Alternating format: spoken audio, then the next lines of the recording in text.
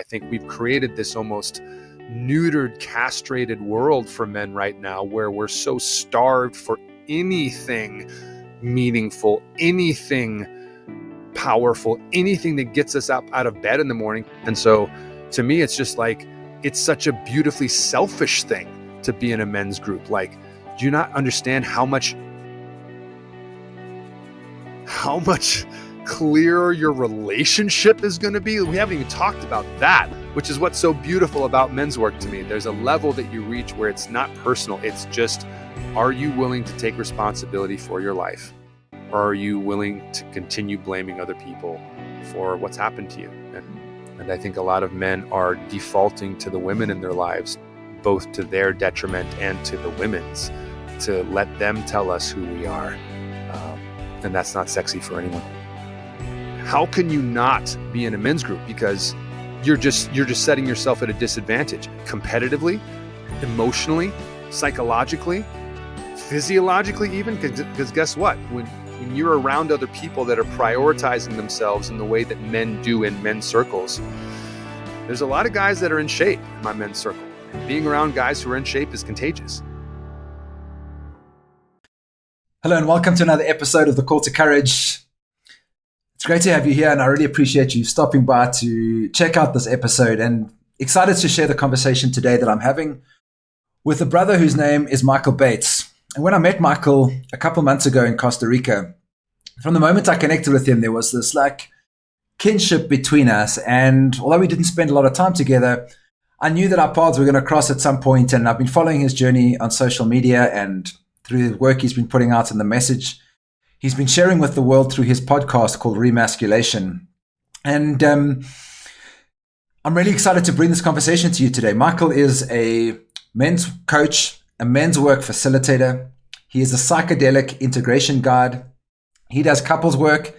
And as I said, he's the host of the Remasculation podcast. And we touched on so many things that are near and dear to my heart as well, as I've formed the Fathers, Sons, Brothers community and my work and messaging that I've been putting out with this podcast, The Call to Courage, that it felt fitting to jam together and see not only where our synergies are, but also where we could support one another in the work that we're putting out into the world. And in this conversation, Mikaal's going to share his journey of how he was raised by a feminist. His mom was a second wave feminist.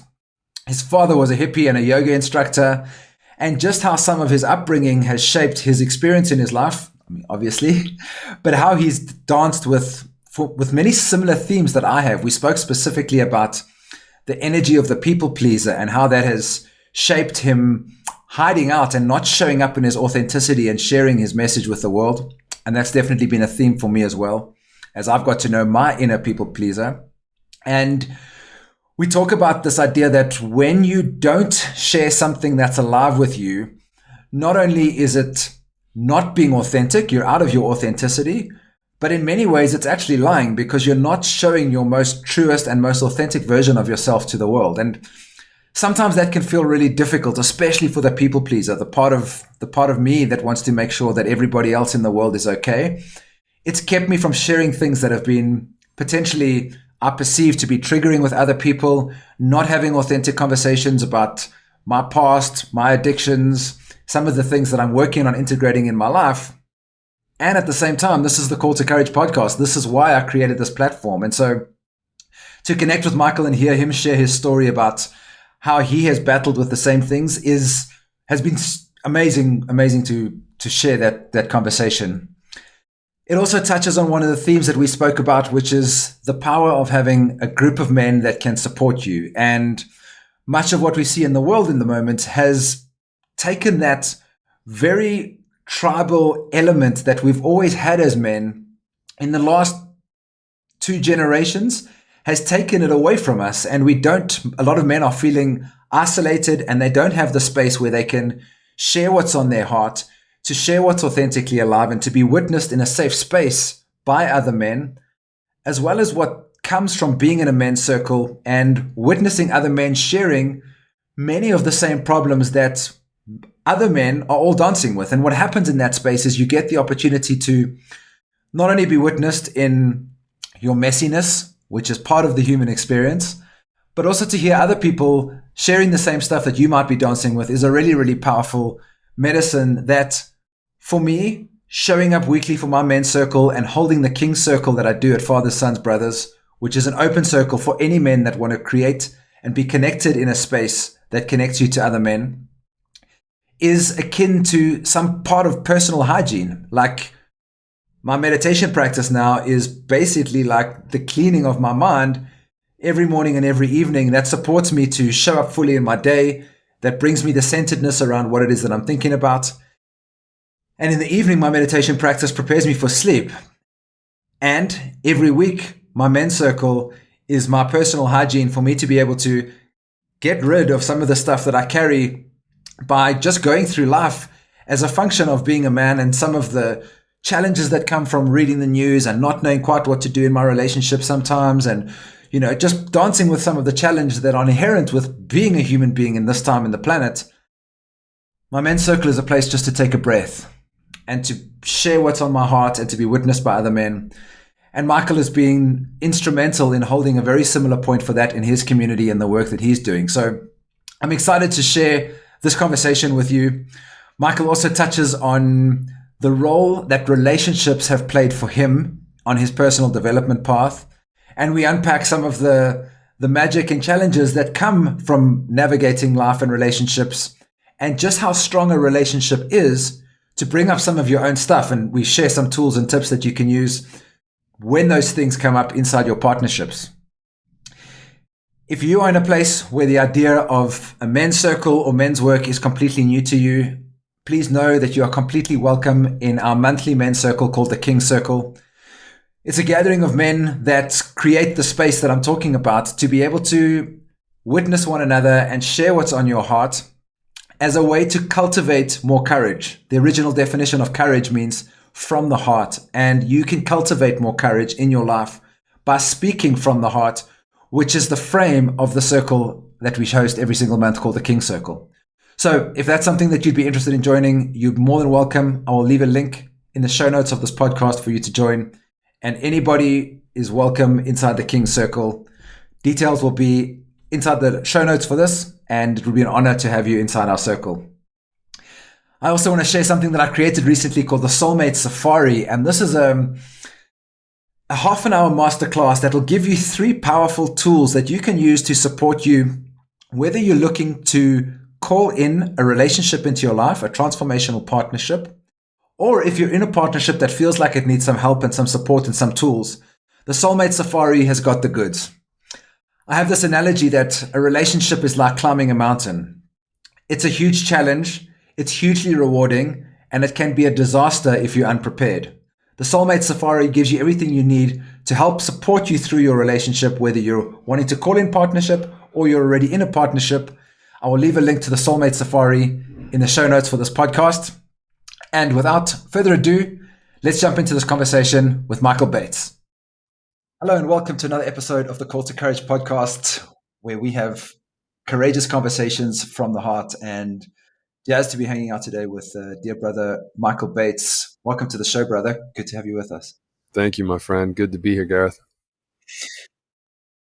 Offline, before we jumped on this call, we were shooting the breeze about the weird world that we find ourselves in at the moment. And you had spoken about your journey of not being silent anymore and feeling like you need to speak up for some stuff. Yeah. I feel like a really important part of the conversation that I wish we'd been recording. So let's jump in right away. Share what you've been silent on. I feel like that's always the case now with my own podcast. As soon as the guest comes on, I just hit record. And I'm like, don't worry, we can cut all this and we'll just go, because there's always, it's like, I'm ready. Let's talk. What's up? What's up with you? And we just start to shoot the shit, but then the stuff comes up in the shit. So here we are, man. Yeah, man. There's, I've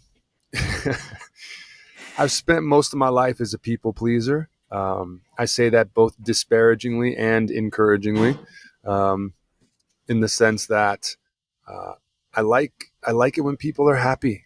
I want everyone to be happy. I don't want people to not like me. I don't want, there's all these patterns in my own behavioral structure that I've spent years and lots of money analyzing. But it's come to a place where I've recognized that by trying to make everyone happy, I make no one happy. most Mm-hmm. importantly, myself. And so there's been this sort of damming, and I mean that in both directions, this damming up of energy in my system that has actually started to metabolize in certain sort of challenges, I would say, in my life, both psychologically and physiologically, because I haven't been telling my truth. I have been withholding and pushing down things because I don't want to upset friends, family, potential clients, all these kinds of things. But if I've realized anything lately, it is that it is, and I'll say this in the I believe it is my duty to tell my truth unapologetically, but with sensitivity, to be able to really understand whether or not my opinions are valid by engaging other people. Go figure, having conversations with people that I don't agree with or that disagree with me in a civil manner, to figure out what's actually what right now. Because I don't know if you guys out there have noticed, but people aren't talking to each other anymore. They're screaming at each other. They're yelling at each other. The culture war is raging, and the political divide, the sociological divide, the psychological divide has just continued to grow and grow and grow. And I think there's something very intentionally being done with that. There's a very old technique in war called divide and conquer. It's a very old play, and it works. It Mm-hmm. works really, really well. And there's this amazing time right now where I think we have this opportunity to realize that both sides of an argument are actually necessary. For example, for a government to function, you actually need liberals and conservatives. And that if you're only putting forward a conservative argument, you're only ever half right, because you need liberal minded people to come up with new ideas, to push the envelope, to look out for the little guy.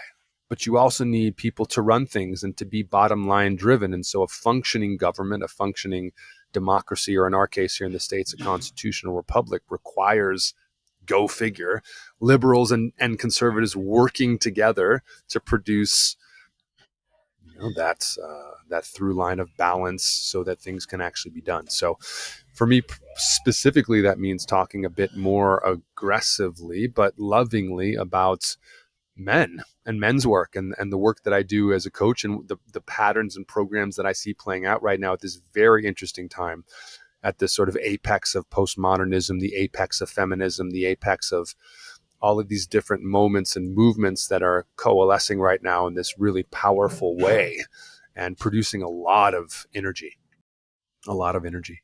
And rather than allow it to divide us, I think there's an incredible opportunity for it to bring us together. There's so much in there. I have a very strong people pleaser of my own. It's a young version of myself. His name's Charlie, and he is like my inner polite boy. Mm, And I noticed that I've adopted similar strategies of believing that I'm seeing things that I don't see as just playing out in the world, and mm, have sat on my hands or kept my mouth shut because I was scared that perhaps sharing those would trigger some people. And I yeah, think you said before this, like, I'm fucking done with that now. I'm done pretending. Like, yeah, it's actually not being in service when I'm not being myself. Like, I'm not, if I withhold what I'm feeling, eventually it will yeah, start to manifest as dis-ease in the body, yes, and it doesn't serve anybody. Like, I've got a platform here to be able to speak and have authentic conversations. And if I don't dive into things that feel genuinely true for me, yeah, I'm not doing this platform or this creation any like, it's a disservice, and it's also not supporting what I truly believe in. And yeah, I'm open to being wrong. I also have to honor the path that I've been on and recognize how much privilege and opportunity I've had.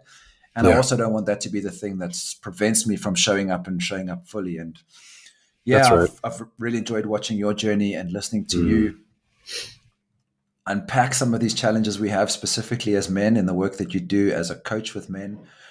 Where I'd like to start is, I think you have an interesting perspective being raised by what you call a second wave feminist. How has that yeah, shaped your journey? I definitely want to speak about that. But before we do, I just want to circle back and sort of finish what you just said, which was so beautiful. And the thing that turned the tide for me, Gareth, that made me start having these conversations, spirit, God, whatever you want to call it, 4 years ago told me to start my podcast. And I was so scared to offend people that it took me 4 years well, it's on episode 10 now, right? So it's going. But, there was a Mm-hmm. window there where not as many people were podcasting. And I was, should I, and I didn't do it. But what it turned it for me, Gareth, is realizing that people pleasing thing where I try to be this for everyone and I contort myself instead of being me is actually a form of lying for me. And Mm-hmm. money is not the root of all evil, believe it or not. Lying and lies are the root of all evil.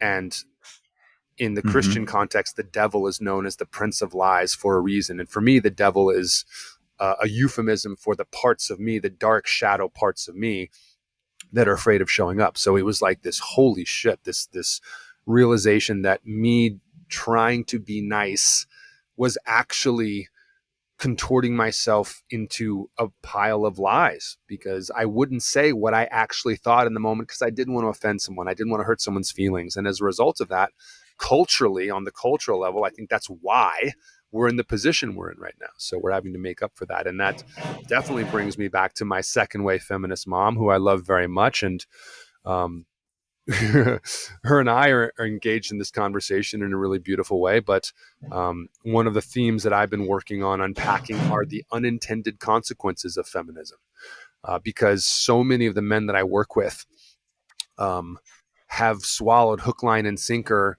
this idea of patriarchy, and I know what people are pointing to. Right when they oh, patriarchy, it's like, yeah, there's been some raw stuff. There's been some really nasty things that have happened in very recent times, perpetrated by men largely, but a very small subset of men.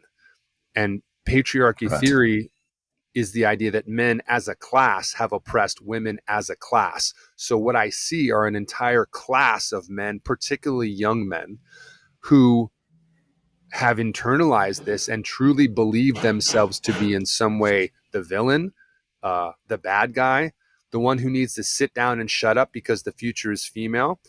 And I think that is a horrible idea, both for men and for women, because women are going to be dating these guys too, right? So it's like every movement has its shadow. And by no means am I saying that feminism wasn't uh, right or just or correct. I think, like most movements, there's always a benefit, there's always a positive, there's always something nutritious and contributing. That's clear to me. But we're in this place where the pendulum was way out of balance in one direction and now it's gone out of balance in the other. And it's time to start pulling back from some of these extremities that I don't think are actually serving anyone on either side of the argument, men, women, or anyone who wants to identify in any way that you choose inside of that spectrum, as people like to call it. And in order to have a spectrum, you need what? 2 points to Polarities. have a Right. spectrum. So, what feels so encouraging, like the name of your podcast, um, is that both sides are right and both sides are wrong. And so there's this amazing opportunity to realize that both sides are valid. And by coming together, there's opportunity to really, um, to really come to recognize that we are being divided and conquered. As I see it, we are being divided and conquered in the culture war, and a lot of things are happening behind the scenes right now that we're not even noticing yet. Like we were talking about before we got on the show with Zoom and talking about the platforms that we use for our calls and these kind of things, the latest terms and conditions of Zoom that are very questionable as far as their ability to use our likeness and our recordings for their own usages, which are vague and mysterious at best, and at worst, draconian, uh, uh, just otherworldly and very scary. So I'll pause there. I I've just went all over the place, but I've there had we the. go. That's beautiful, man. I want to circle back to that. I also want to share that I've been in. I've had the privileged opportunity of being in a leadership container with Jamie Wheel from the Flow Genome Oh, Project, and heck he yeah. has this amazing tool. Yeah, I would recommend it to anybody that wants to up level their ability to be a leader.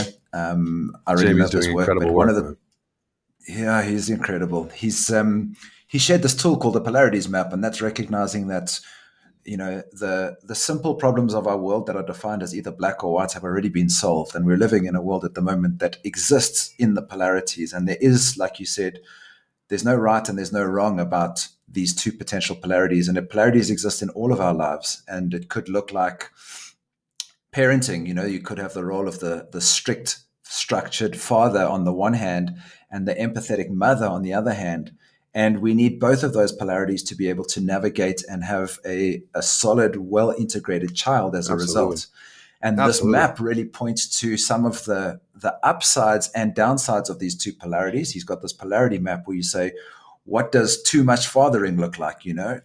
Lack of empathy, kid withdrawing, too much mothering on the opposite polarity. You actually articulate exactly what the fears and desires of each polarity are, and also point to early warning signs that you'd be able to see when you're using these two polarities as you navigate life. And you could use this for anything, Sure. because I've used it in my own life for various things, like consuming versus creating. Too much time spent consuming, you don't put anything out into the world. If you're only putting work out into the world, the other polarity, you're not growing Absolutely. by consuming. So there's a way to be able to navigate this. And yeah, I'll put a pin in that. But it's just a really interesting world that we live in at the moment, and where people call us into, what color are you? What side are you on? It's like, fuck, I'm not any of those. I want to be in the middle. I want to recognize the strengths of both, and know that there's shadow sides of every polarity.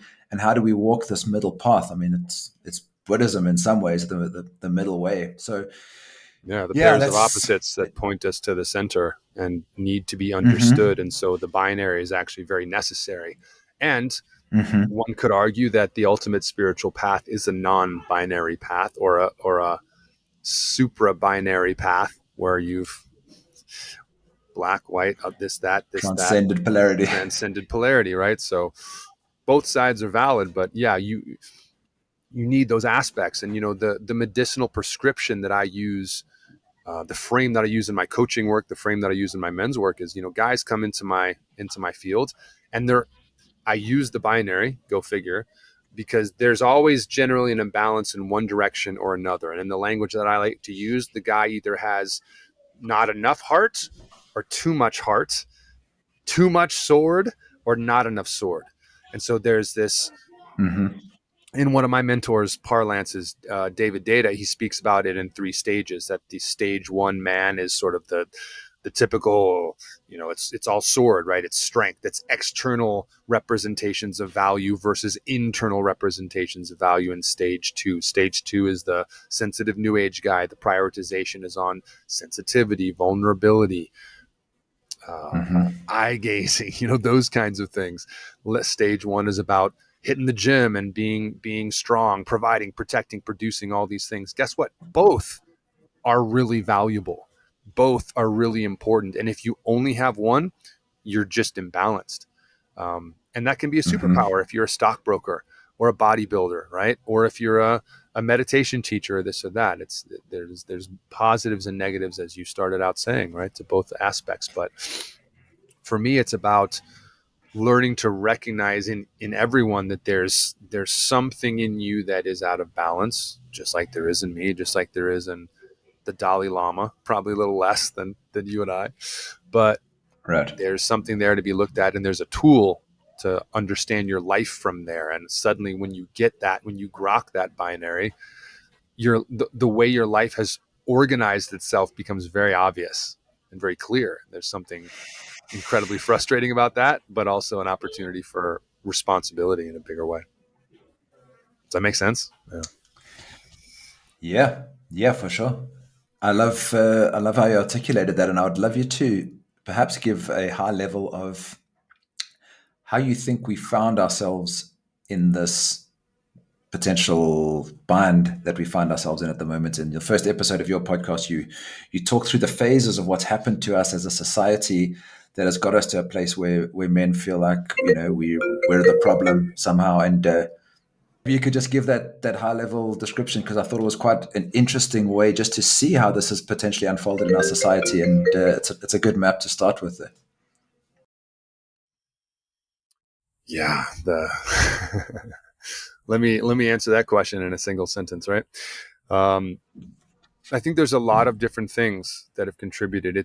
I'm a big student of history, and it's been really wild to sort of hit 40 and wake up, have logged 4 decades in on the planet and realize that I too, just like these people in history, are living within a certain frame and within certain paradigms and certain flows of energy and the leftovers of certain things. So I think a big part of why we are in the current state we're in the first world specifically, and I'll be hyper specific to the United States, is that um, the Industrial Revolution produced a new way of being, produced a new way of living. Suddenly, there was a transformation and a transfer from agrarian life, um, families based on farms, people raising and eating their own food. 90 to 95% of their own food, producing their own food. I think today it's like something like 5% of Americans actually eat and produce their own food. So it's been a complete switch from an agrarian lifestyle where typically the man was in the house. The man was present in the life of the family members and particularly the children. And the Industrial Revolution suddenly took these men away from the farms into factory jobs, into different types of jobs where maybe work was easier to obtain, but often a bit more debilitating, let's say. So the psychological affect of men was being taxed, working in factories, working in mines, working in jobs that were, uh, let's say, deleterious in some way, shape, or form, while at the same time, the population was starting to shift from more farmland agrarian areas into more uh, cities, into more urban centers. And so you had people just shifting in a bigger way. At the same time, the education, the public education system is in this country, which was modeled on the Prussian model, the Prussian military model. It's not a conspiracy theory; it's just the truth. Was designed to produce obedient soldiers, not free-thinking individuals. And so suddenly you had children leaving the home where they used to be taught within the communities, within the framework of what the communities believed, into a school, and to teachers that were largely female. So you have the man out of the house. You have suddenly the woman raising the children more so than before, when it was often maybe not an even split, but a bit more of an even split. So the man is out of the house. The education of the children is happening mostly from the feminine. And so these young men, boys, are no longer having their father around to see what he's doing, to see what being a man looks like. Not only that, but we started seeing this shift from the clan essentially to the nuclear family. And so in a nuclear family, at best, you have one model for what a man is and one model for a woman is, if you're lucky, right? Some only have one. Right. And so in a clan, you have all kinds of different representations of what a man can be, what a woman can be, and how you can yourself become a man and a woman through that process. We've lost many of our rituals and rites of passage. And so biologically, women are at an advantage because their transcendence from adolescence into womanhood happens biologically, and it happens through their body. They don't have to do anything. Their menstrual cycle comes for them. And it's beautiful, and they're transformed. And that's not to say that the red tent traditions and all these different beautiful rites of passage didn't also happen for women and aren't necessary to help girls become women. But the challenge for men is that there's an old saying in men's work that boys cannot become men but by other men. So if you're a single mother, and there are so many out there doing the fucking Lord's work, right? Doing the best that they possibly can. But I can no more teach a woman how to be a woman because I don't have a womb. And so there's just something about the female experience I won't be able to transfer in the same way that a mother can't tell a young man how to be a man, because she has no idea. She has no embodied sense of what it means to actually be a man. And so you have all these different things coalescing. You have all these different things happening while the women's movement starts happening, feminism starts happening, all these different movements starts happening for a good reason, for a really good reason. And then you have sort of like the 60s come in, and And again, the hippies, my mom, frontline, my dad too. My dad's a yoga teacher. So a very different way of looking at the world. And again, a necessary way of doing that. But you start to add all these different ingredients to the stew, and suddenly the male experience, which was very set, very fixed for a very long time, for better or for worse, has been completely turned on its head without any real large scale meta acknowledgement of that. And so I would say now in the West, in the first world, you have people that grew up in our generation and then the younger generations growing up where there is an idea about masculinity. And the tagline for my podcast, which is called Remasculation, is that men are not toxic, men are necessary, men are the answer. Men are as much a part of the human species as women are. And if you I get it, right? I get it. I get that it's easy to look at history and say men bad, men did this, men did that. And yes, some men did, but the idea of punishing men who are alive now for what dead men did hundreds of years ago doesn't make sense to me. And I also understand the need for things to change. So for me, it's like the United States is the greatest nation that's ever been produced as far as what it's been able to do culturally, um, politically, the sense of what a constitutional republic is, and the Bill of Rights, and all these things. It is remarkable what was able to be done. It was a miracle what was able to be done in the year 1776. And yeah, they needed a little more time to get to slavery, right? But that still happened. And also slavery happened. Native American genocide happened. So how do you rectify these two things? Which brings us back to that piece of the binary and the different polarities. So I'll pause there. That's a lot, but I mean, it's real, right? You and I Thank you see for it that in the men that we unpack. work with. You see the challenge and the struggle of what does it even mean to be a man today? How do you know you're a man? These are two of the fundamental questions I always ask in my men's circles and in the beginning of my group programs. It's like, are you a man? How do you know? Why? What is it? What does it mean now? Who's defining that for us? And I think a lot of men are defaulting to the women in their lives, both to their detriment and to the women's, to let them tell us who we are. And that's not sexy for anyone. It's just not. It's a really good unpack. Yeah, thank you for working through that. I think a few things are there that are worth underlining. I think the idea of initiation. I'd like to ask you what you think modern day initiation for men can look like. What is someone listening to this who's like, okay, I've got a teenage son who maybe it's a single mom, or maybe it's maybe it is parents that are in this work, which looks like leaving every morning at 7 o'clock to go to work and not being there to show up and be that the father figure. But what does modern day initiation look like for a young man?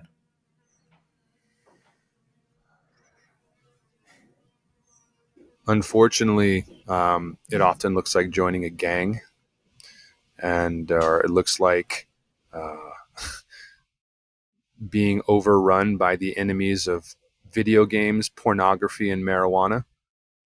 I would say that, there's an old, what is that old African phrase that everyone throws around? If you ignore the children, or you ignore the boys, they'll burn the village down to feel the warmth.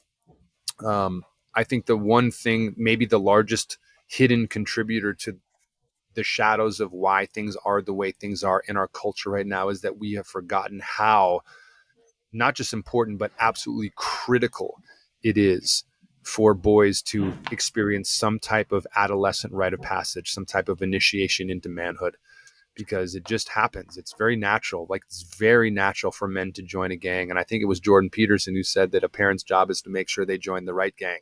And that can be the basketball team or the chess club or, what have you. But boys glom together, and they do that. We've been doing that for hundreds of thousands of years as a form of protection and as a form of joining forces, because you and I, uh, running our businesses solo, are just not nearly as potentiated as, say, if you and I were to form some sort of consortium, and say something I'm considering right now, which is renting a house and getting 5 guys that I know are on fire for this work or are on fire for some type of work and living together, right? So again, that clan living, where I think one of the failures of the West, that is the result of everything we talked about, is the idea of the nuclear family and the lone wolf mentality that all the cowboy films and everything sort of romanticize, which is just horseshit, to be honest. Like, yes, should a man be strong and able to go out and survive on his own? Yes.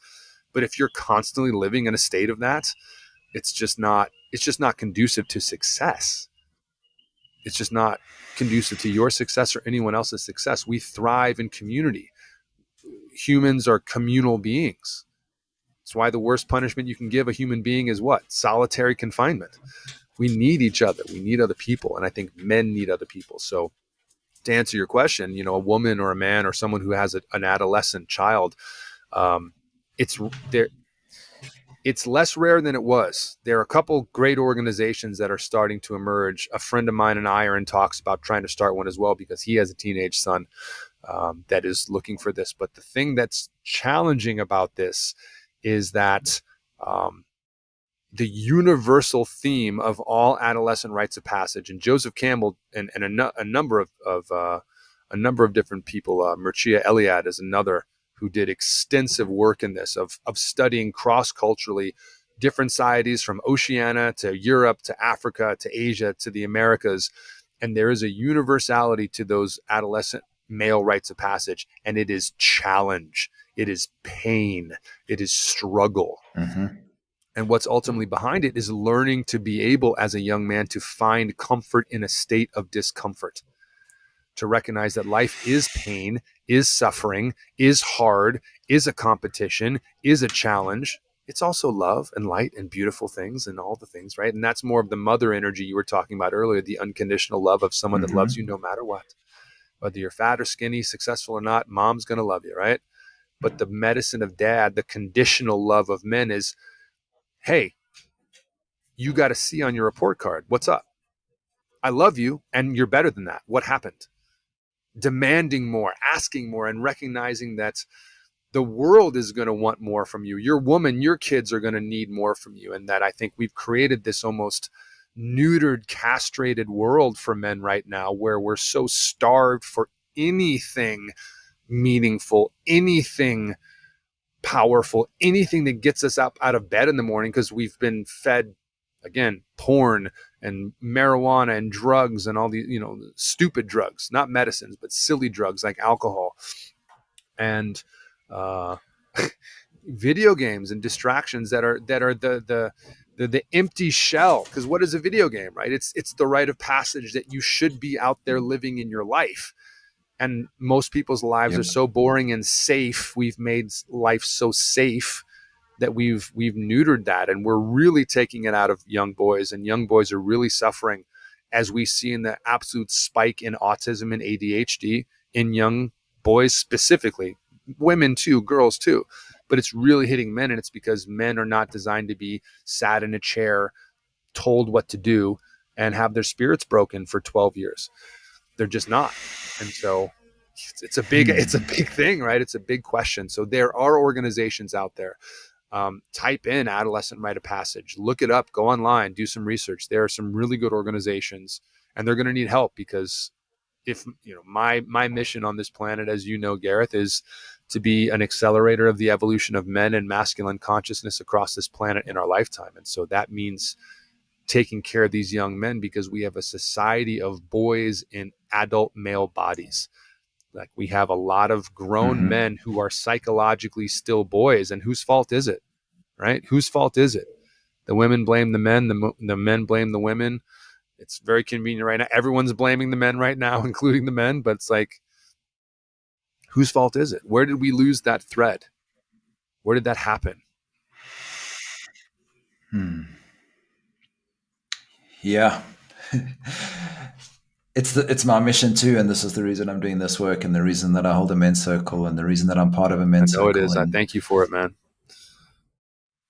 Thank you. And it feels fucking overwhelming, being like, just like I sort of wish that there was something a bit more clear that already existed. And I know, we need to be that change, and we need to just start modeling it and But just showing up for it. that's But why a brother like you chose to incarnate, in my opinion, at this time, at this point in this planet, to be part of the tip of the spear before the tide turns, breaking himself open and unpacking your heart like you're doing on this podcast, like I'm trying to do, to sound the call in a time where it hasn't happened yeah, yet. Where this work, I truly believe this, Gareth. There is no better and more important work that I could be doing on this planet than the work that I'm doing around men.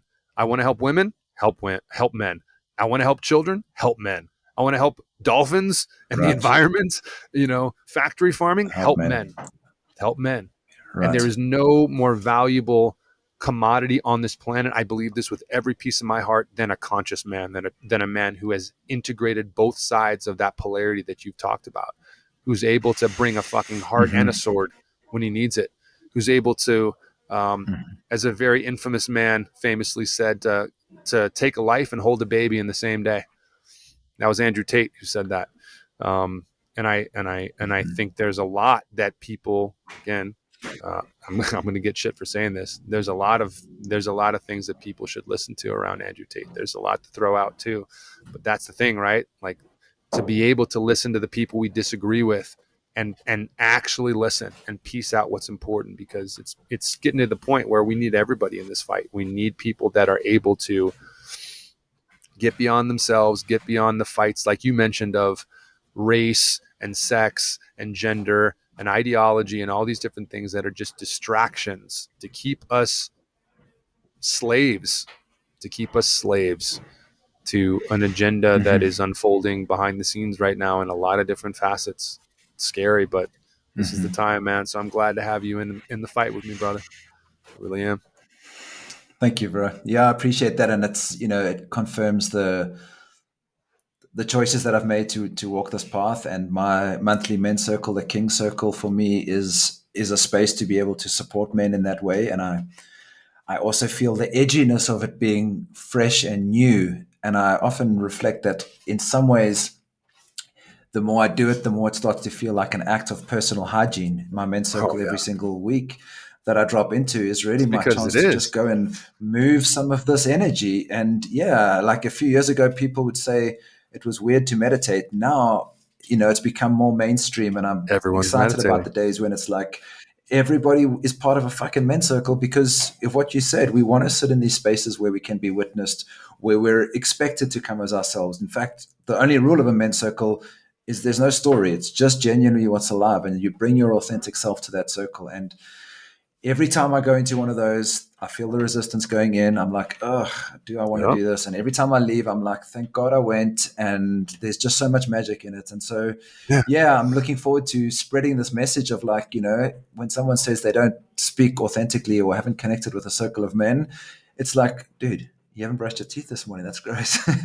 Well, literally, and all indigenous cultures, all remaining intact indigenous cultures, it is a part of their daily hygiene. It is a part of what they do and they understand. And I think, even modern permutations of that, like the Amish, understand that. I always said, my last ditch Mhm. effort, if my whole life goes to shit, Gareth, and everything just goes off the rails, I'll show up at an Amish village, just with a pair of clothes and just be like, okay, I'm here.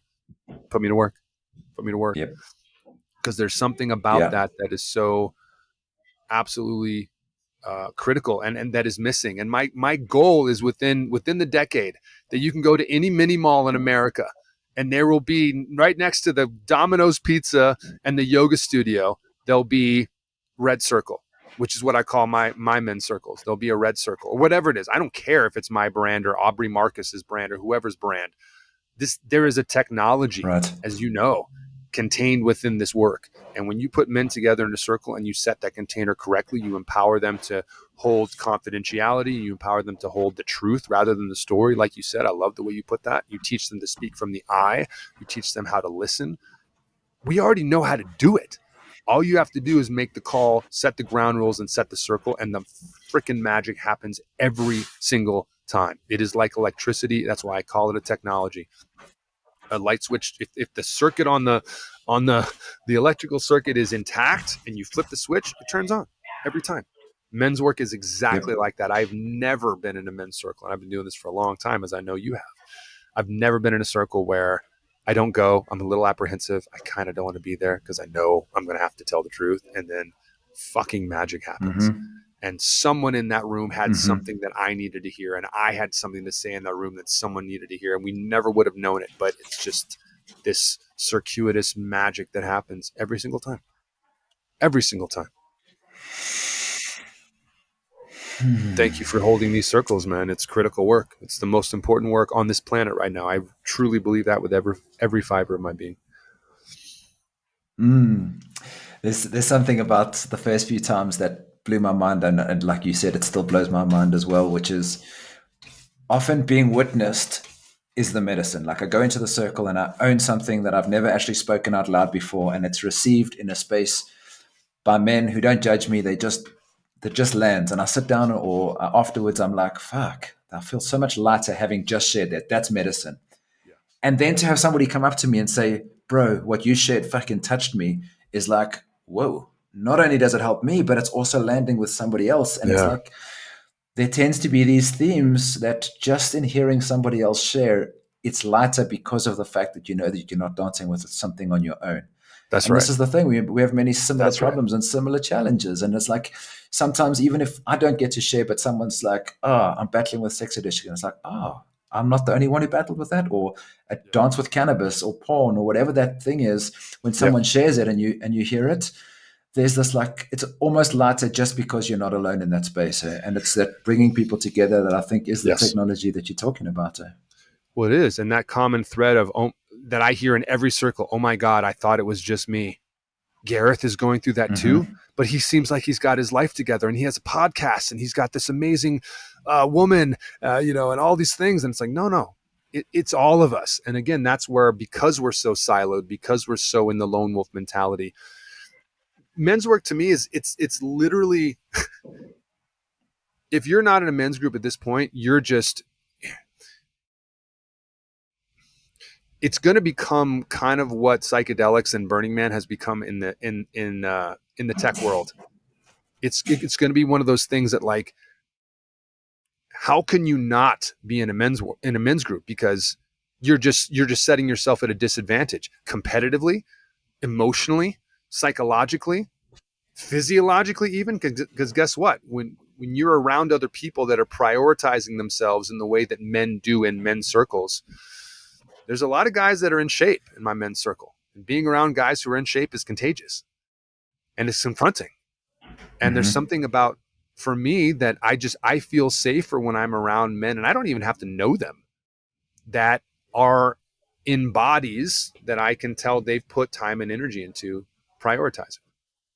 And so to me, it's just like, it's such a beautifully selfish thing to be in a men's group. Like, do you not understand how much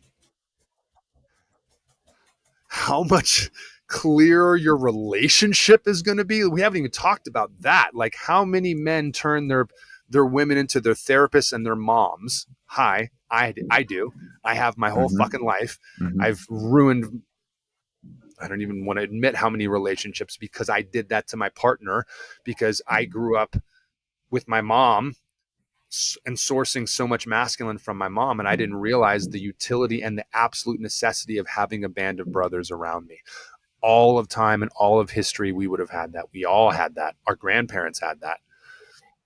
And there's a technology in that of having your boys, having your men, and touch. My my lovely partner, is one of the things that she would get really frustrated with me at the beginning of our relationship, is I would bring things to her and she'd be like, well, have you shared that with your boys yet? Why are you bringing this to me? And I'm like, oh yeah, oh yeah. I'm a men's work facilitator, and I would still make that mistake because it was so ingrained in the way that I grew up, to take my problems to mommy. And no disrespect to my Share mom, some of right? those problems. What are the types of things that you would bring to that you should be bringing to men in your life before you bring to your partner? Well, what would be some of those? Um, Almost all of them, I would say. I would say literally almost all of them. Like, there is just something about bringing your problems to your woman that cannot help but have at least some type of depolarizing effect on your relationship. Now, I don't know that that's necessarily universal, but for me specifically, um, I'll say it in this way, and this is the way that my partner and I at the time worked out to be able to do this, because it's not that she wants me to hide things. It's not that she wants me to suppress my feelings. So it's not about Mm-hmm. that. It was about, hey, beloved, you're probably feeling something and noticing something in me. I'm a little frustrated, but I want you to know, I talked to my boy Gareth today about it, and I brought it to my men's circle the other day, and we're on it. So it's a little intense. I don't want to Mm-hmm. bother you with it. I know you can feel it because you feel me, because you love me, because you're connected to me intimately. But once it's Mm-hmm. sort of unpacked a bit more, I will share with you. But just know right now I'm on it. My boys are on it. And I know you know Gareth and you trust him. So I'm applying the technology Mm-hmm. of men and men's work correctly. And, if there's something like, Mm-hmm. oh, Gareth said something to me and it's kind of, I know he's my boy, but something about it didn't quite feel right. Would you mind sort of helping me parse through that? Like, that's something that I would bring to my woman that I think would be a healthy challenge, Right. that she would be open to Yeah. framing. I think there's a really interesting thing that's a whole other topic. So I'm gonna hold off on that. Hey, it's Gareth. I hope you're enjoying this conversation. The original definition of courage means from the heart.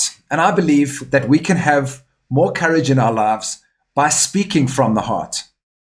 I'm on a mission to help heal the world by cultivating more courage, by having more conversations like the one you're listening to now, where I encourage my guests to speak from the heart.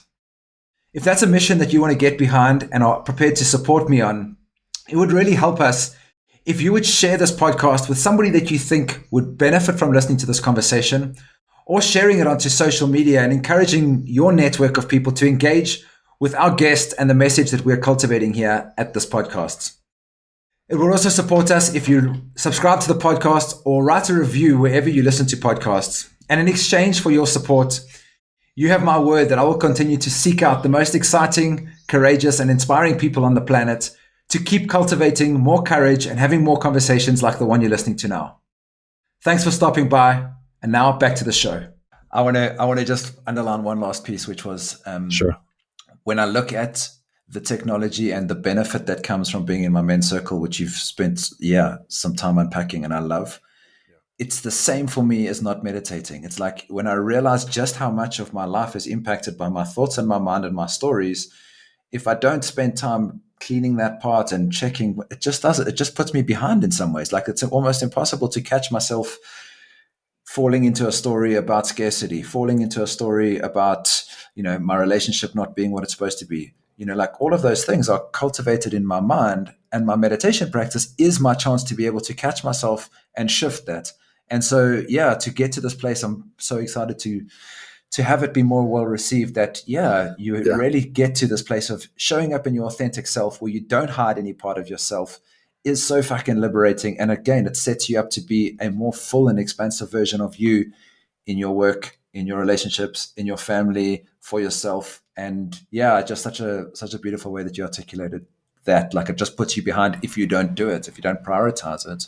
Yeah, people just don't realize it yet. It's like they just don't realize it's missing so entirely in our culture that we don't know that it's missing. And so Right. once you get it, it's like someone coming up to me and being like, "Wow, I don't know what's going on. I feel really lightheaded. My stomach is really grumbling, and I don't feel good. Like I kind of want to go to sleep. I don't have any energy." And I'm like, "Have you eaten in the last 12 hours?" Eaten? Have I eaten? No, I haven't eaten in the last 12 hours. Well, maybe that's why you're feeling that way. And so, Mm-hmm. it's literally, I love that you mentioned that, because I have my morning stack. Stack for me is an anagram. It's anagram. Is that what yeah.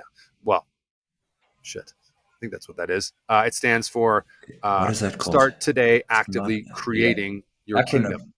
Acronym. Thank you. Jesus. So every Start day today actively creating your I kingdom. start today actively creating my kingdom. Kingdom is the name of my men's my group program that I bring men through. So it's super critical for me. It's like, why on earth would I go out into the world if I haven't meditated. I haven't done my breath work. I haven't done my challenging yogic posture that I do every morning to represent that initiation, that masculine initiation, and train myself to be and be able to find a state of comfort in a state of discomfort. I go to the gym, I train my biceps, right, to get strong.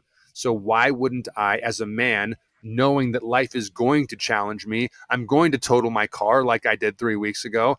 I'm going to have challenges in my relationship. Your boss is going to fire you when you need the money. Why on earth wouldn't I create something where I train for that?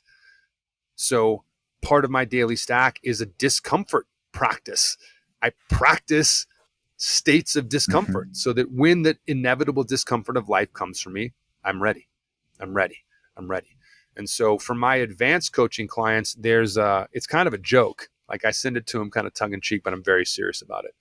And on it, it says, do you have, what practices do you have? Do you have a meditation practice? Do you have, what's your diet look like? Do you go to the gym? These kinds of things.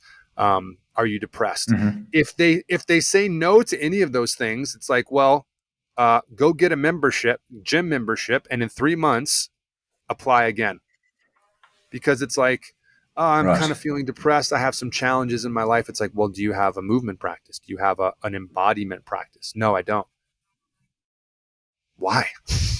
I can't help you until Why? you get there. Yeah. It's like not eating. It's like eating McDonald's. It's like someone that eats McDonald's every day and then comes and complains to me that they're overweight and they don't feel good and they're not sleeping well. It's like, brother, I can coach you, but what I'm going to be coaching you to do is stop eating shit food and get some grass-fed beef in your life. Get some phytonutrients, get some clean water. And so I think I love that you said that, man, because for me, it's like if you as a man, as a human, really, but I think particularly if you want to cultivate the masculine essence in you, whichever body you're in, male, female, identify however you want. If you want to cultivate that aspect in yourself, you need to have, as I like to call it, a vigorous daily practice of some kind where you are putting in time religiously into certain things that grow you and your capacity to be present in the world. Because as a man, your attention is your most valuable resource. And your ability to be present, as I define it, is your ability to show up to people and circumstances wherever they are from the best of who you are.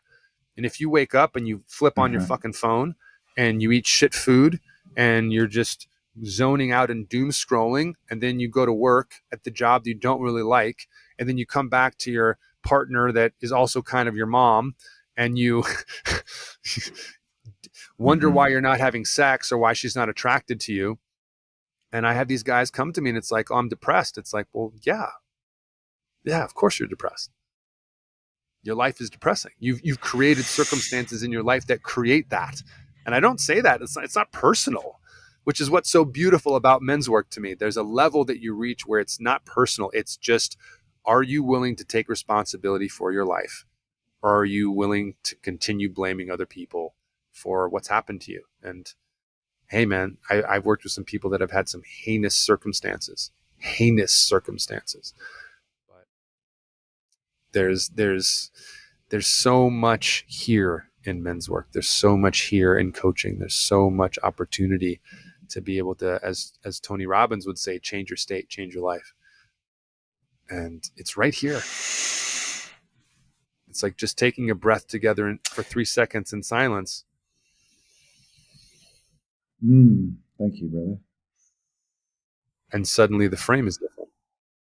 And we just forget that because none of us were taught that. And whose fault is that, right?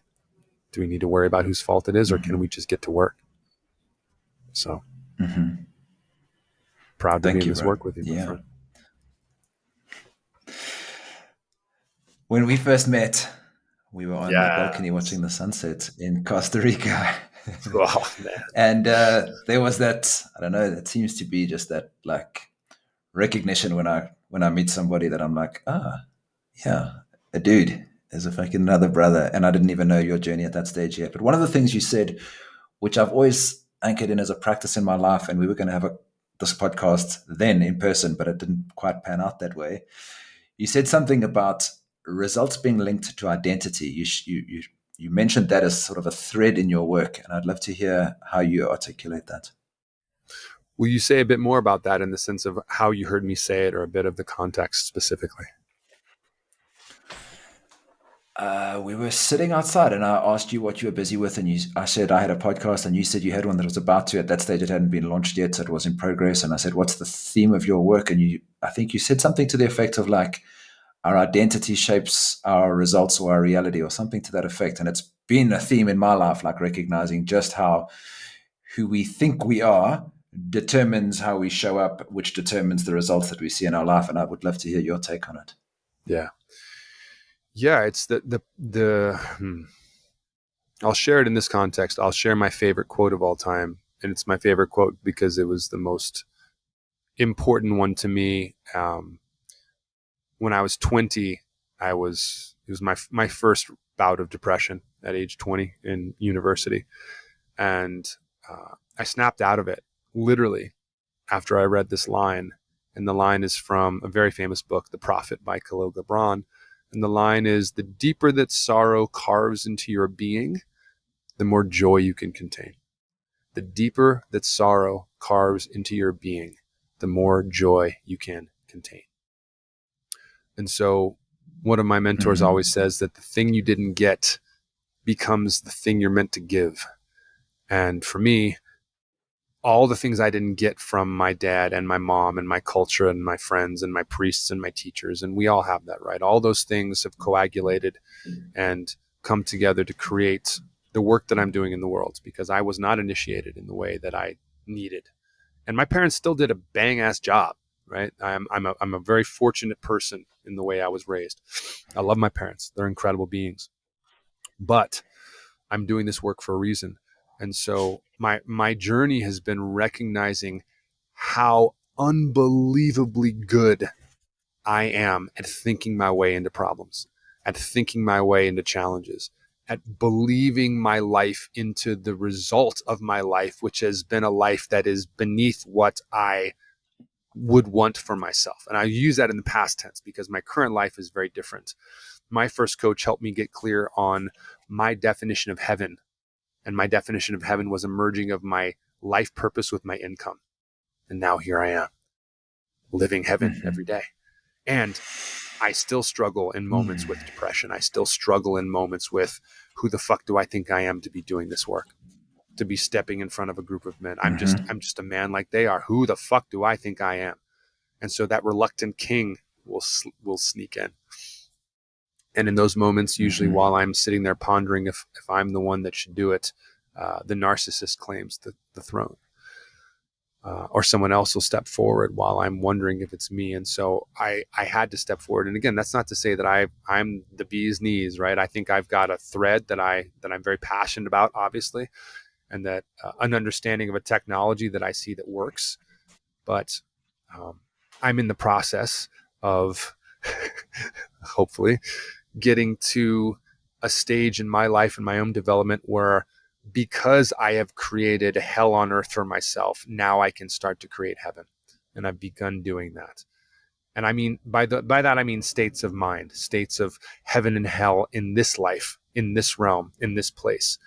And so I've very much been in a process of dying before I die, a process of, as the born again Christians would say, being born again, but in this life.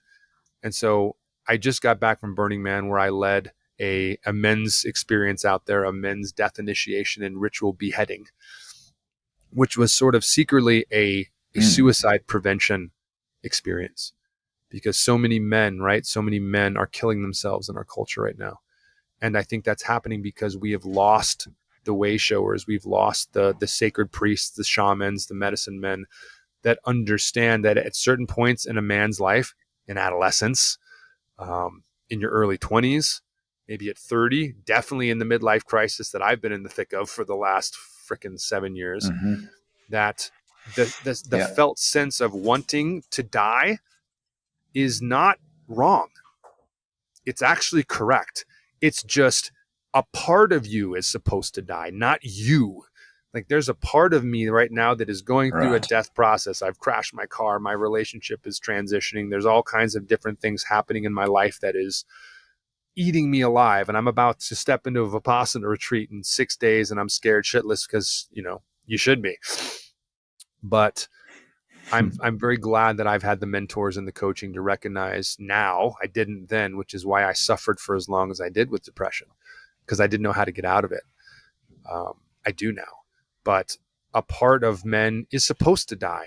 Absolutely. There's a part of you that is absolutely old software running a program that does not have your best interest in heart. It might have at one point. It might have been the thing that emerged to protect you when you were 6, but is now the thing that's slowly killing you. And that part of you needs to die. It needs to be integrated. It needs to be healed. It needs to be released. It needs to be buried, whatever it is.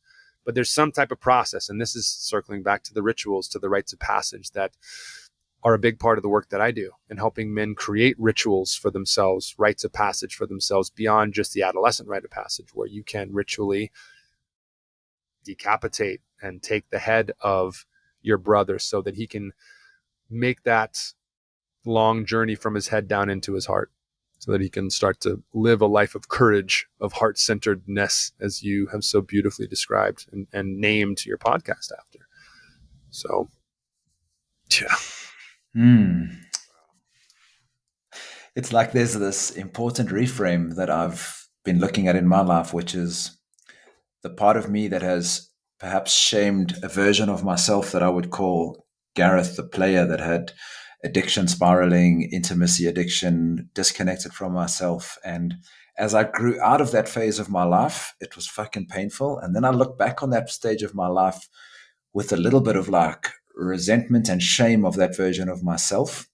Yeah. And the reframe for me has actually been like, that for me is really the hero of my journey. It's that part of me that was calling for a change that looked like a mess in my world around me. But that wound is my gift to share with the world now, having spent some time integrating that part of my life. Like the journey of the healer inherently has the wounded healer as part of it. Like you can't walk the path and share what it's like to have overcome sex addiction until you've actually been a sex addict and managed to penetrate through it. And so, yeah, it's super resonant what you're saying.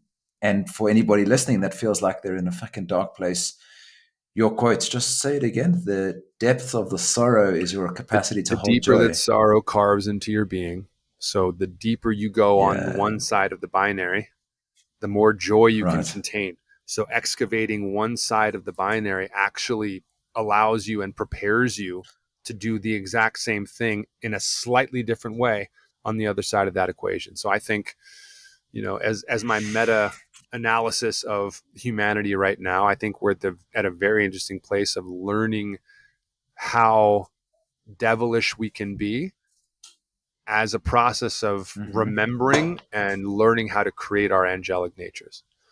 And so there's been a lot of hell.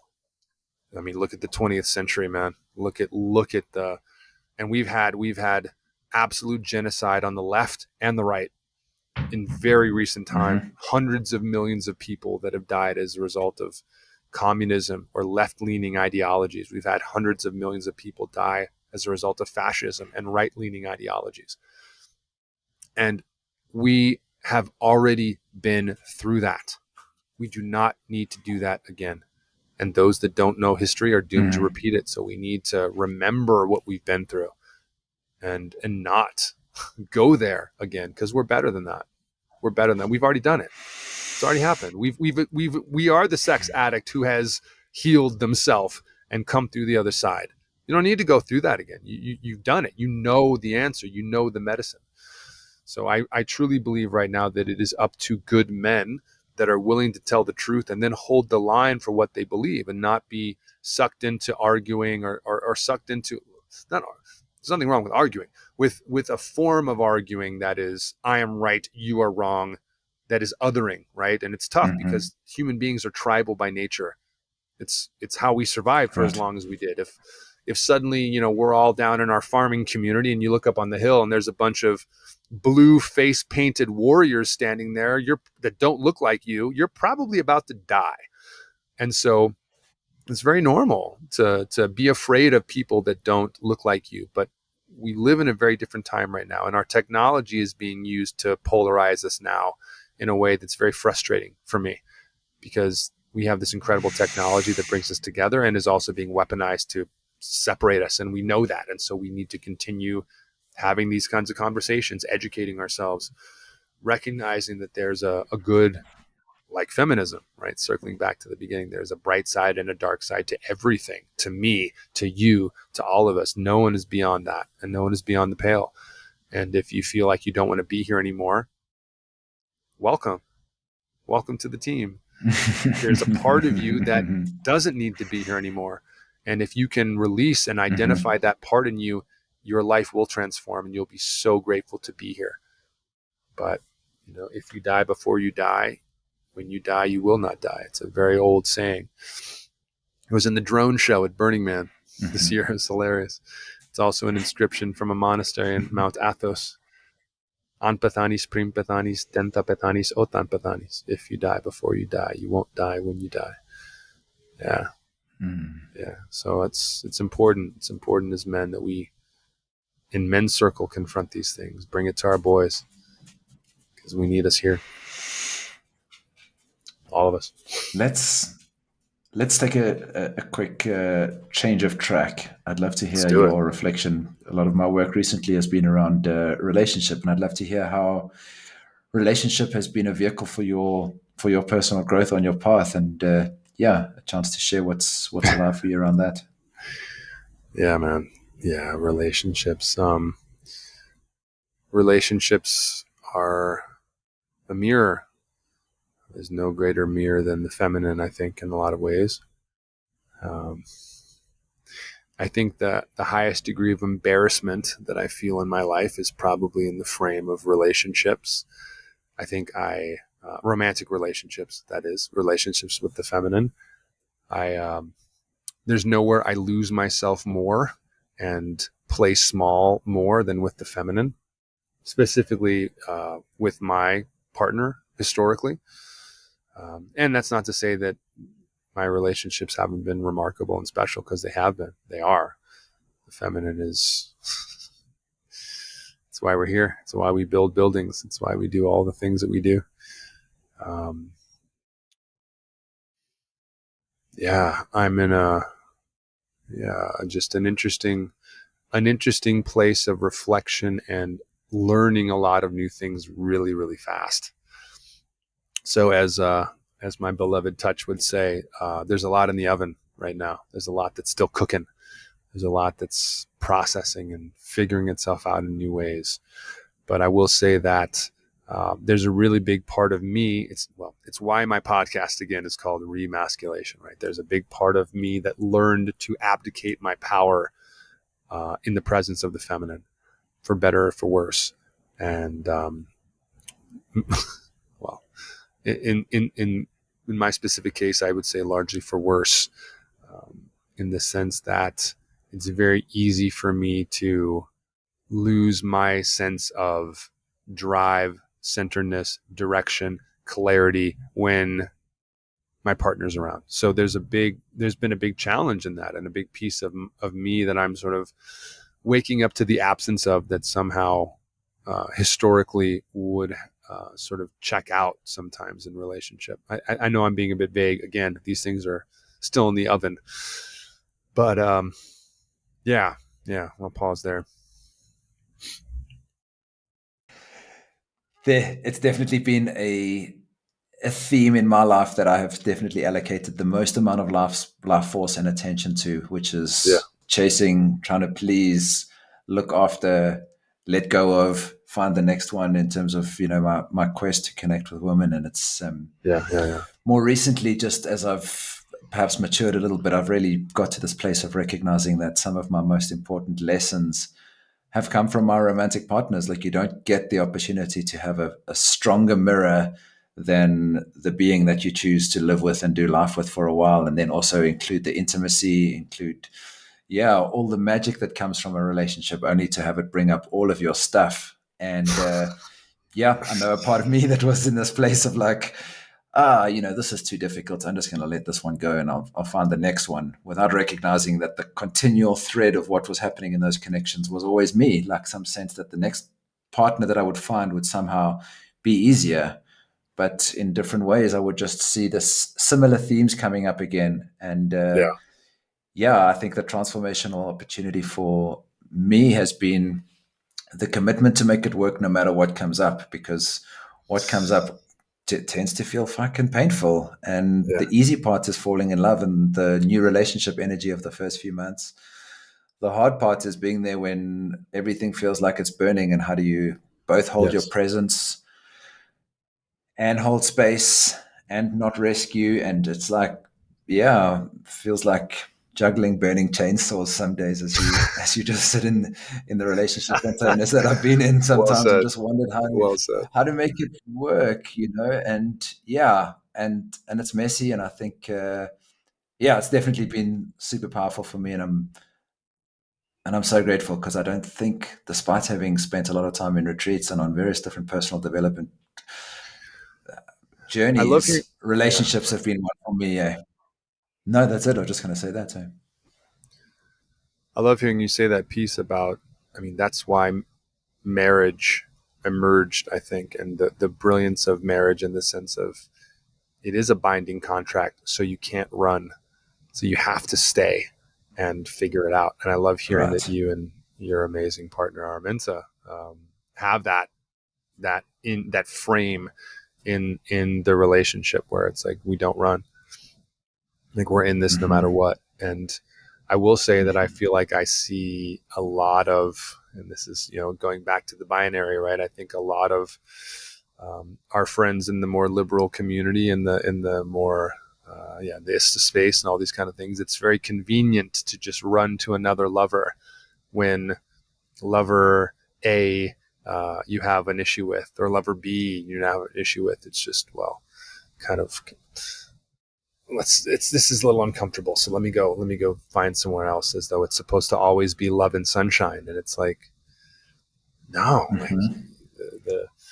the fights, the experience, the history that Touch and I, my beloved, have had and accrued over the time we've spent together, is really what's made the relationship special and juicy and worth fighting for and worth holding on to. And yeah, you can jump out and go look for another, but as my main man, Mr. David Data, always used to say to us, sometimes it's correct to break up, especially if there's any kind of abuse, right? You never stay with abuse. Um, but if you're breaking up because things are hard and you don't want to deal with it, what'll happen is you'll be single for a few months, maybe 6, then you meet someone, then you start dating, and then you get to that 2-year part in the relationship, and suddenly here's the same issue coming right back around. Right. And so Right. you can run, but you can't hide. Like, your relationship is so powerful. If there's anything I think we can bring forward in this, it's just the value of relationship, of the two-bodied practice, of having a mirror across from you that can reflect you back to you, as a means of bringing you home, as a means of bringing you back to yourself, bringing both of you back to yourself as sovereign beings in the third entity that you create between the two of you, which is the relationship. Right. Again, I think it was Khalil Gibran who said, fill each other's cup, but drink not from the same cup. And I love that. I love that. Mm-hmm. It's like two sovereign beings Maintaining creating a sovereignty. yeah, yeah, yeah. Right. And that to me has been my core challenge in relationship. I lose that sovereignty. It's almost like it happens. It's like I start sleepwalking in a certain way. There's a part of me that still has to be hyper vigilant. It's changing. It's really changing right now in a big way. But it's a bit of my own shadow in relationship that has come to light in recent years, of just like, wow, like there's a part of me that wants to give away my sovereignty as though it's what I'm supposed to do. It's like, and maybe it's a part of this Mm-hmm. age, and it's why I'm doing the work that I do, and it's why I work with a lot of the men that I work with. There's a part of me that wants to just be like, here are my balls, here they are, what would you like to Mm-hmm. do with them, Mm-hmm. mistress? uh, and Mm-hmm. that's, yeah, it's just, I think there are contexts where that would be sexy and appropriate, but not as a general rule of thumb. So yeah. It resonated for me because I think that's the people pleasing part. The For sure. strategy that I learned as a young boy was the more I could show up and be in service and be polite, the more love I got. And so I get into a relationship and I want to be loved and I want to make it work. Yeah. So I continually serve all the time. And it's fucking depolarizing because your partner's Sure. like, oh, stand for something, hold a boundary, Yeah. hold a line. And I think that's definitely Yeah. that truth for me that resonates. I have a question for you about this because obviously you are partnered with one badass woman who does a lot of, um, there's no other way to say it, sort of masculine space holding. But the two of you are sort of, again, I think why my partner and I were drawn to you guys. You both, like us, are sort of in the limelight of this is the work that we do. A lot of people look up to us as a couple and in the relational field. How has that been for you guys? Sort of being in the forefront and the limelight of that, and then being authentic in your own relationship and still being able to be humans that have issues and challenges. And what has that been like for you to be in relationship with Araminta and the work that she does and the work that you do, and just being the visible power couple that you guys just are? It's been firstly fucking magical. Mm. I'm so grateful every single day for this being that's said yes to walk this life journey with me. Um, I'm really grateful for her experience and having been in the sacred sexuality field for the time that she has, because a lot of the practices that I picked up inside Esther, I fucking wish I'd done this shit in school. I wish we had learned some of the stuff we learned in Esther Brother. inside school, and Oh, it should be taught when that's we're like that's really what 12, right? lights me up.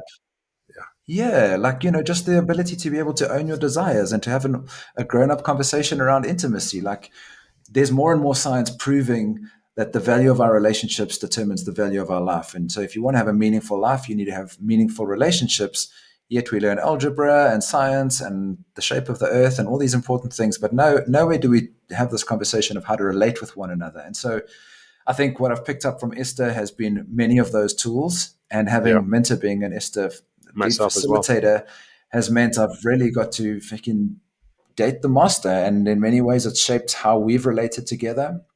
At the same time, it's also brought some of the work that I've been doing, which is recognizing I have this tool, which sounds surprisingly like yours, but it's called the inner kingdom. And it's a journey to recognize the various elements or archetypes that exist inside ourselves, and Mm. recognize that at different times in our experience, different versions of us grab the mic, and they are the ones that run the story or run the show.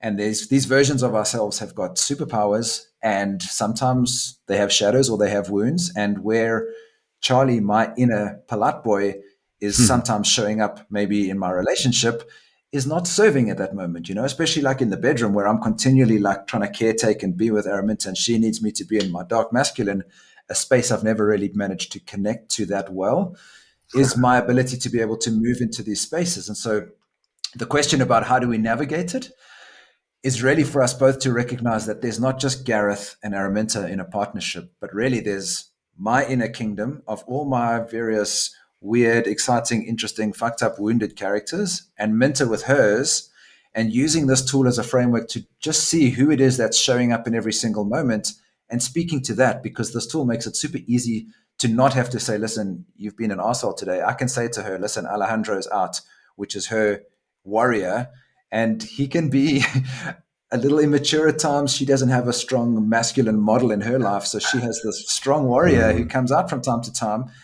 And our journey has been recognizing that there's a part of me, I think my masculine is quite integrated. My feminine is perhaps a little bit young.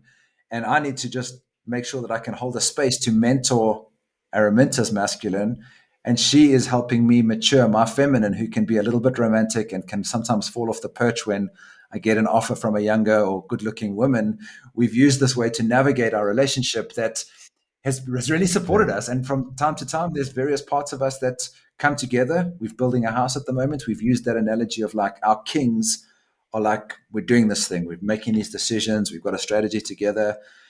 but we Mm. don't always want to be in our kings. Sometimes we need to create that polarity and be in different polarities. And using that tool has been really powerful. But yeah, I think it has a Good. lot to do with, I would say, the work that both of us have done. We came together having both walked a path of self-reflection, and yeah, we came together with a solid base, and we've built on that. Beautifully said. Beautifully Thank said. you. Yeah. How are you feeling going into your Vipassana? Have you sat Vipassana before? Share with somebody who may not know what No, Vipassana is. Share what that is. I have not sat with it before. Full transparency. Some of my coaches and my partner helped me sort of create a bit of a fear inventory this year. Some things that I talk about a lot and was reflected to me back that some people were kind of tired of hearing about it, you know, like tired of hearing about me What were being those? scared of something and then not doing it. And so I made a list of Okay. the three things that I was the most afraid of doing. At the top of the list was being in open water, like the open ocean, like just floating in the open ocean, like out away from shore. Like this is core fear there. You know, Mm. Dr. Jung would have a lot to say about that. But then number two was very closely followed by a fear of sharks because I read Jaws, the novel, when I was a kid. You know, just Okay. thing. So I hired an outfit out of Jupiter, Florida, about a month ago, and they took me out about 3 miles out, right to where the shelf drops, and I got in the boat, and they chummed the water, and the sharks came, and I did some free diving with sharks in the open ocean, and it was Beautiful. really scary as an idea. And then when I got there, it wasn't.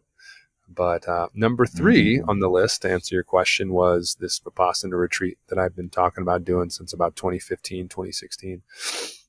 Vipassana is this form of Vipassana is a 10-day silent meditation retreat where I think you meditate for about, I hope I don't get this wrong. I don't actually know because I haven't done it yet, but I think 10 or 11. 12 hours a day for 10 It's days 11 hours a straight. day with an hour of discourse. Yeah.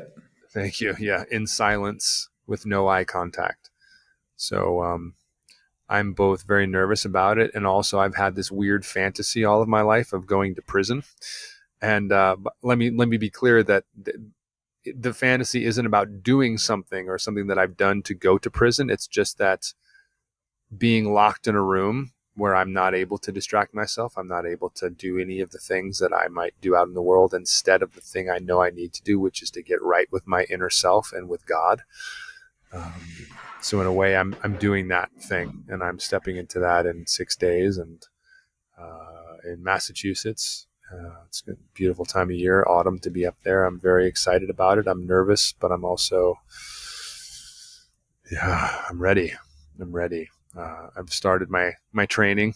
I've been doing hour sits every day just to sort of get up from my normal half hour, just to get to a bit more resistance training in that. And it sounds like you've Hmm. done it before, yeah? I've only sat once, and I sat pretty Okay. early on in my meditation journey. I'd only just started meditating, and the same thing. When someone shared what it was, there was a part of me that was like, "Oh, that's bullshit. Who would want to do that?"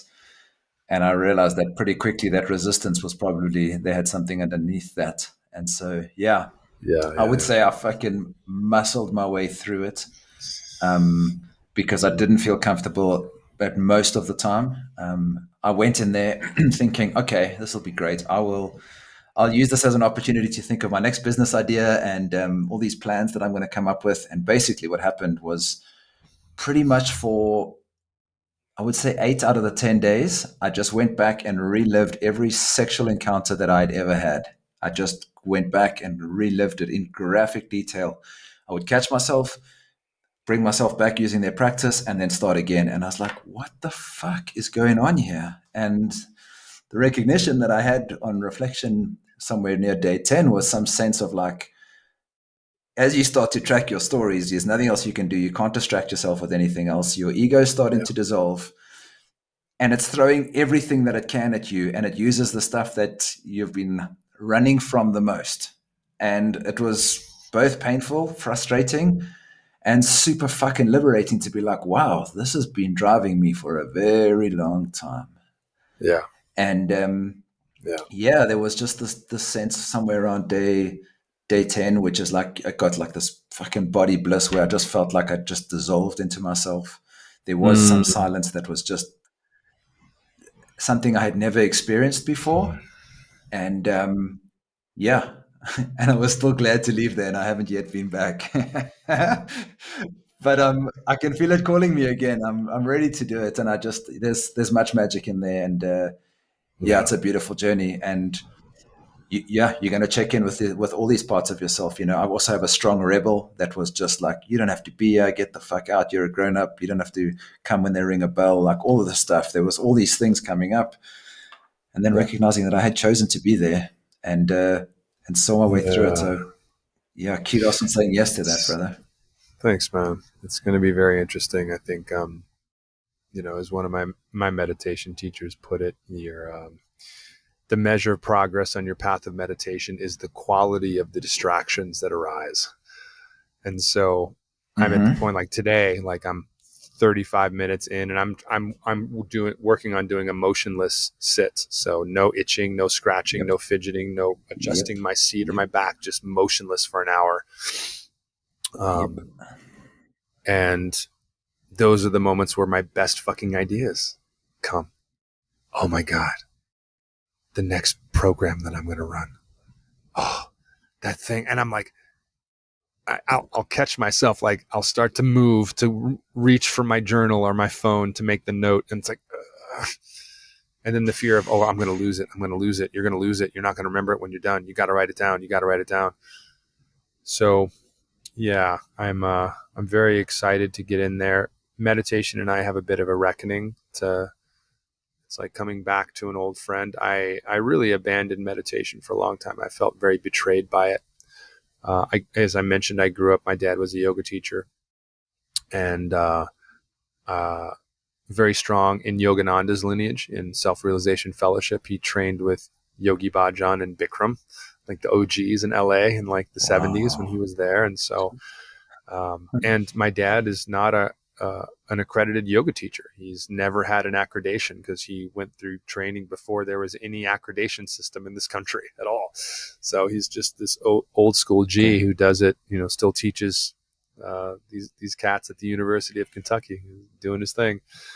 But I don't blame my dad. I don't blame anyone. Again, I'm at a place in my life of radical responsibility where I understand that a part of me took in the teaching in a certain way where I was very pacifistic, and I really believed that